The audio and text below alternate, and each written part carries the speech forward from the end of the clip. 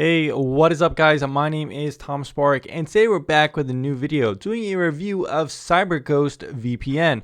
We're going to take a look at this VPN in 6 different categories, that being pricing, application, speeds, reputation, support, and extra services. Anyways guys, I just wanted to show you my cool t-shirt. Check that out. If you want a t-shirt, go ahead and check down and the links down below. I think it came pretty good. Alright guys, so first up for Cyberghost is the pricing model. Now Cyberghost is pretty similar to NordVPN, and if you know me and NordVPN, you know I'm not a huge fan of the 3-year commitment. But still guys, I'm not a huge fan of these models. It wouldn't be the biggest deal if there was this price for 3 years. So AirVPN, take AirVPN for example, they have pretty much the same exact pricing model, 3 years for around $110. So I don't have a problem with that. Do you want to know why? Well, it's because Cyberghost's 1 month plan is so expensive you don't really want to buy it 1 month at a time. If you bought it 1 month at a time, it'd be $13 times 12, which is more than $144 a year. Do the math. So Cyberghost, really, they want you to go for the 3-year plan. That's where you're going to get the best value. That's where the website says you're going to get the best value. And really, that's really the only option you have if you want an affordable kind of pricing plan with Cyberghost. So again, guys, not a huge fan of this pricing model where the 3-year is such a better deal than the 1 month. I think each tier should be affordable. Alright guys, so Cyberghost's app is I kind of have mixed feelings on it. I did have problems kind of setting up my login credentials to log into Cyberghost. I was talking to support, and we'll kind of rate that in the support category later on. They kind of had trouble helping me, but what turned out is that there's just kind of like a delay between when the website accepts payment and when your VPN kind of service gets activated. Support could have told me this. I made it a lot easier for me to understand, but they didn't really understand even how their own service works in that way. But the way it works is that you get kind of a login page like, oh, congratulations, you've paid for Cyberghost, you have an active subscription.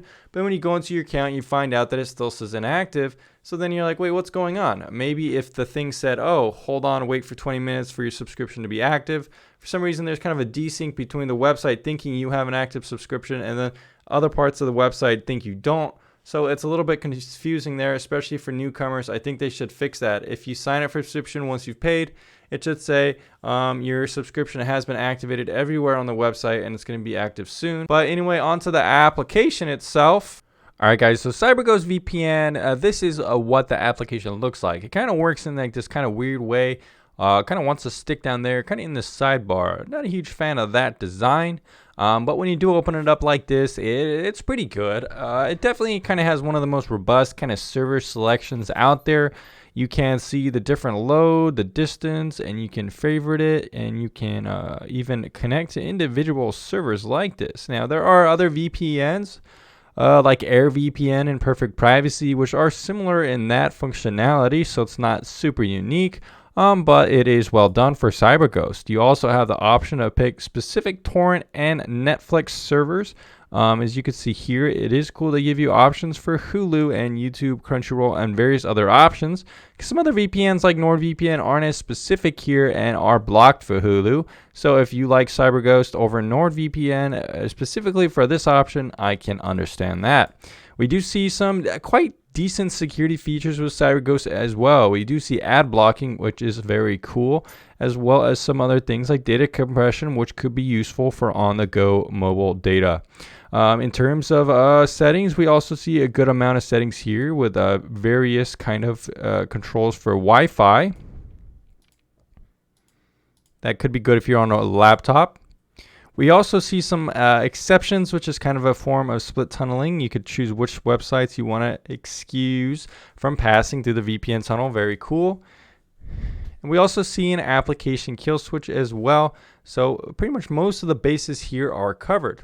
Now it's not quite as robust as something like TorGuard VPN, Perfect Privacy, or AirVPN, but it comes pretty dang close, at least in terms of security and features.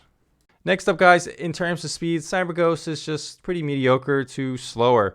I had a higher ping than normal. Download rates on several servers weren't that impressive, quite low actually.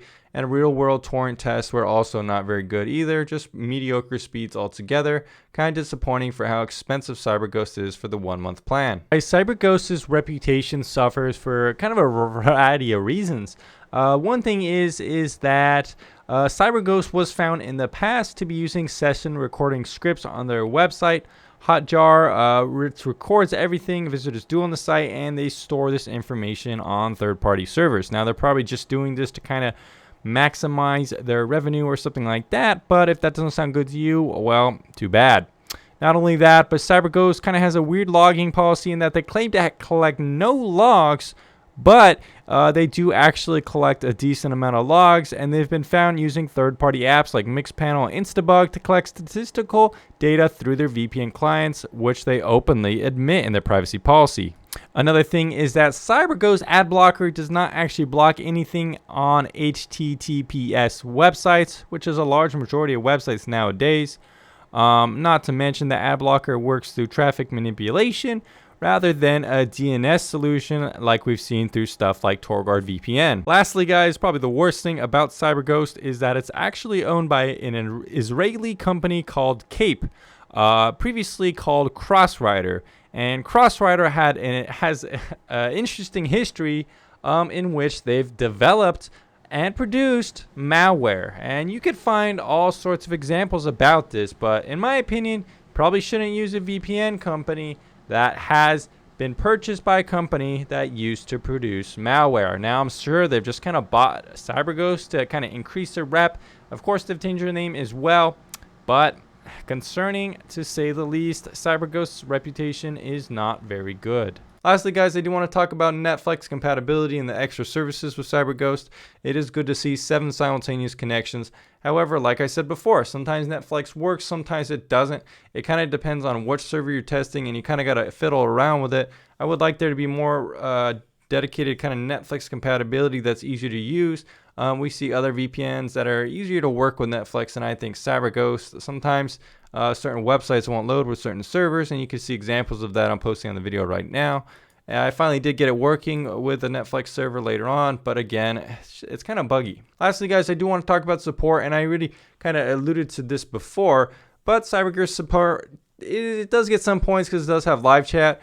But again, the support was pretty slow when I was talking to them, so they could kind of maybe get more representatives or something to speed that up a bit. Not only that, guys, but I do like how they have a 45-day refund policy, but I think their support could also be trained a little bit better, maybe in how the invoicing and signing up for the service works on this website.